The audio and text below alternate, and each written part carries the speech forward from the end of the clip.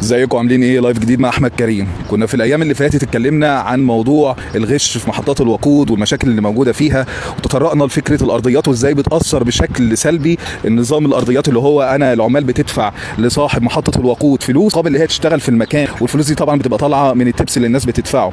والارضيات دي يعني بقى الارقام بتاعتها بقى مبالغ فيها بشكل مش طبيعي، وزي ما اتكلمنا اللي هي في بعض المحطات بتاخد 1005. طبعا في محطات اللي هي بتبقى متطرفه او الموضوع بتاعها مش مستاهل، ما بتاخد يعني الموضوع ما يستاهلش. لكن احنا بنتكلم عن المحطات الكبيره، المحطات الكبيره كلها الموضوع ده فيها يعني كبير مش قليل، والارقام بقت مبالغ فيها.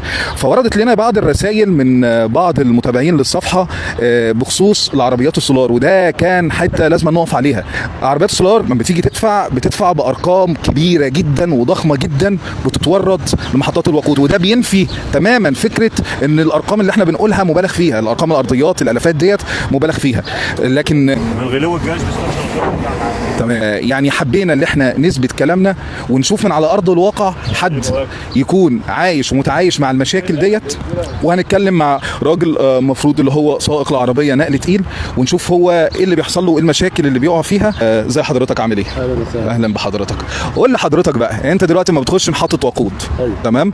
ايه اللي بيحصل معاك؟ بيحاسبوك ازاي؟ يعني التبس اللي انت المفروض بتدفعه اكراميه من عندك هم بياخدوه منك بشكل يعني في نوع من انواع الفرده يعني، تمام؟ قول لي بقى حضرتك ايه اللي بيحصل من ساعه ما بتخش محطه البنزين؟ والله يا فندم انا باجي امون، فبلاقي العامل اللي موجود اول ما باجي امون بيتفق معايا بيقول لي على 110. يعني بيتفق معاك على 100 جنيه 10 جنيه في الاول كده على 100 لتر. 100 لتر 100 جنيه 10 جنيه. عندك بتاخد كام لتر تقريبا؟ يعني بيبقى تبع التانك 600 500، يعني من 500 ل 600. من 600 ل 800 يعني على 100 لتر 10 من 500 ل 600 يعني حوالي 50 60 جنيه في العربيه. أيوة. محطه البنزين تقريبا ممكن توصل ل 100 عربيه في اليوم نقل مثلا بتفضي فيهم. مع حاجه معرضه بالنسبه لهي مكانها والعربيات اللي ماشيه بالظبط.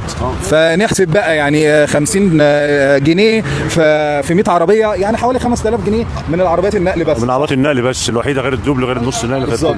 وده يعني في ارقام متفاوته، يعني انا سمعت 5 جنيه على 100 لتر، ودلوقتي 5 جنيه على 100، في 5 وفي بيقول لك لا ناخد 10 كده يعني. يعني حسب محطه البنزين. تمام.